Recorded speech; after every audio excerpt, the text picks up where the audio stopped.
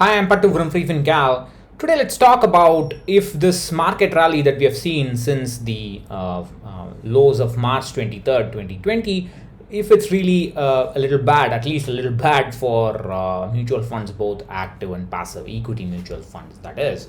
Before we begin, a few days ago, I had sent Google Forms. I sent out a Google Forms email form for registering for a free seminar on basics of portfolio management. I have sent the email with the page where you can view the seminar, and that should have hit your inbox by now. I had sent it about an hour ago or so. If you have not received it, please look for an email from pattu@freefincal.com in your spam folder. And those who have signed up for the Tamil seminar, that page will have both the English seminar as well as the Tamil seminar. And those who have signed up specifically for the Tamil seminar on the basics of portfolio management, please wait a little bit. I have to upload the video to that page. It will take me a little while to do it, so please wait and check back. Maybe later today, hopefully, or hopefully tomorrow. It'll be ready. Thank you for your patience regarding that. So let's get back to this now. Some time ago, I think in December 2019, I had posted a video and written an article saying that if you consider the 2-year difference in return between Nifty 50 equal weight index 2-year return minus Nifty 50 2-year return, that difference was at an all-time low in December 2019, and I had said that this is because a few stocks that occupy the highest weight in the Nifty, they are driving the market up, and the rest of the stocks are not moving up at all, or not moving up as much, and that's an imbalance. So there's an inhomogeneity in the market where just a few stocks move up, rest of the market moves down. You must have seen that from again and again. I keep saying the same thing. From February 2018 onwards, the Nifty and the Sensex moved up, Nifty 50 equal weight moved down, Nifty 100 equal weight moved down, Nifty Next 50 moved down, mid cap moved down, small cap moved down, and so on. And to some extent, that inhomogeneity had reduced over the last year or so. It almost vanished because of the stock market crash, but it looks like it is coming back into the market in the last 1 month or so, and that is bad news for both passive and active investors, because in the case of passive investors, it means that just a few stocks are driving their returns, and that kind of concentration risk is not a very good idea all the time, and that just causes overvaluation and I mean, at sooner or later that's going to correct at some point. And in the case of active investors, active mutual funds, what happens is that if the fund manager does not invest on those high weight stocks which are moving up, then his returns will suffer, his performance will suffer, his or her performance will suffer. But the problem is, if they just keep riding on the wave of that movement, then it's not much of active management, and you are paying for excess. You are paying excess expense ratio, and this is one of the reasons, in my opinion, that ICICI Value Discovery, Quantum Long Term Equity have not been able to do well since that imbalance started in a big way from February 2018, and I would like to point out that it is only because of this imbalance that all these index funds started, especially Nifty index funds, started getting popularity, because visibly the large caps started, actively managed large caps funds could not outperform the Nifty visibly. But if you actually look at it more carefully, I have also done a study, also posted a video, that even before this imbalance started, only half the funds in a category were able to outperform. But visibly, you can see that the star ratings of the active funds, at least the popular active funds, fell down and so on.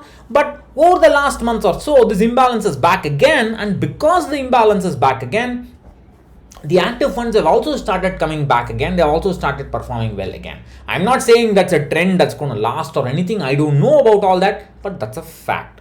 Now, before we go look at the data, you must understand that Nifty Next 50, Sensex, Nifty 100, Nifty 200, 500, all of them are market cap weighted indices. That is, higher the market capitalization, higher would be the stock. Now, if you look at the Nifty June 2020 fact sheet, Reliance Industries, HDFC Bank and HDFC make up for 30% of a 50 stock index. The top 5 stocks are make up for 41.55%, and the top 10 stocks make up 62.69% of the Nifty. So, excuse me. If these 10 stocks move up, the Nifty will move up, even if the rest of the stocks don't move up too much. That's the biggest problem. And if you look at Nifty 100, it's a lot more dramatic. There are 100 stocks, but just 10 of them constitute 53.57% of the weight. And only 11 stocks have a weight above 2%. And if you look at this graph here, this is a graph in which the market capitalization is shown in the x-axis in log scale, and the percentage in the Nifty 100 is shown in the y-axis. And you can see how it exponentially starts moving up. The weightage increases as the market cap increases, and that's a big problem. This is the formula on which the index is constructed. That's not what I'm faulting. The problem happens when only let's say these 4 or 5 stocks with the highest weight, they alone move up, then the rest of the stocks don't move up at all or don't move up as much. Then there is an imbalance in the market. The opportunities for fund managers, also active fund managers, also reduce, and more money is flowing into only those stocks and not the rest of them, and that causes an artificial overvaluation. Maybe I shouldn't say artificial, it causes an overvaluation of some signs, because more and more money is chasing those stocks alone. Of course, for the moment, active funds are also investing in those high weighted stocks. Most funds will have HDFC Bank, Reliance, and so on. But we don't have to worry about index bubble and all that for now. But that's a situation that you have to consider. Now, this is the 2-year rolling return shown in yellow. The Nifty 50 is shown in orange. The 2-year rolling return difference between Nifty 50 equal weight minus Nifty 50. So, in a Nifty 50 equal weight index, these 50 stocks will have about 2% or so kind of equal weight, roughly, not exactly equal weight, but roughly.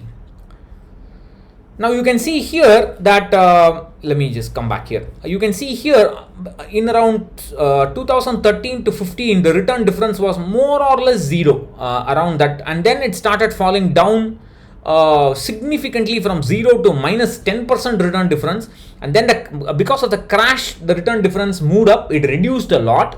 But I'll show you a closer graph, and this is a what can I say, a zoom of the earlier graph. You can see here from so it was about 1% on so, and then from February 2018 onwards, the return difference fell down because of the market. Market crash. The imbalance was corrected. But what happened was that because in the last month or so, then this imbalance has increased a little bit. The return difference has increased a little bit more over the last month or so. So that's what I'm referring to. You don't need to make a too big deal of it. You don't need to worry about it. Don't stop investing and so on. But this is something that you should be aware of. And if you notice, so this is Reliance Industries, HDFC Bank, HDFC, Infosys, ICICI Bank, the top 10 stocks. I've shown the weight in Nifty 50, the 1-month return and 3-month return. And the amusing part is that you can see the article for the full data. Reliance Industries has contributed 45% of the Nifty's last 1-month return and 55% of the last 3 months return.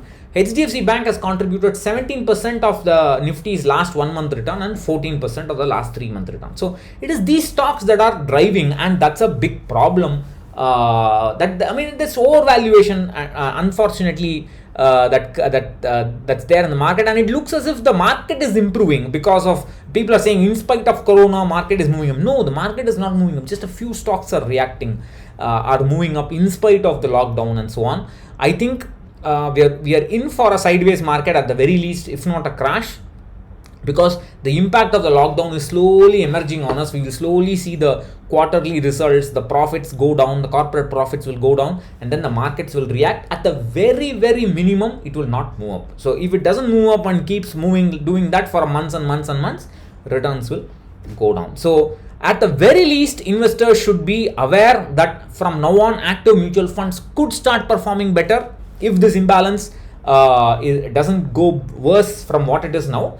or the imbalance could go worse, and then again active mutual funds can struggle against, at least large cap funds can struggle against the Nifty indices. Is that going to be permanent, temporary? I don't know. Those are thoughts that are occupying. I mean, I'm just thinking about it, but I don't have any answers, so I cannot tell you what I think about it. So just keep this in mind. You don't need to change your strategy. Should you give these quantum long-term equity and ICICI one more chance? I don't know. If you think, it becomes a matter of the heart versus the mind, and it makes sense to switch over from them to Nifty. It's very difficult for an investor to hold on to that much of underperformance. That's life. I mean, you can't predict the future, but if that underperformance is for too long, then you'll have to get rid of it. But it is possible that after you switch, performance of these funds could improve. That possibility is there. Whether you choose to act on it or not is something that you will have to figure out on your own. In general, because it is very difficult for you to stay invested in the best funds, in good funds all the time, that should be the prime reason for you to switch over from active funds to passive funds. Don't chase returns and choose passive funds. That will not end well. Thank you. Bye-bye.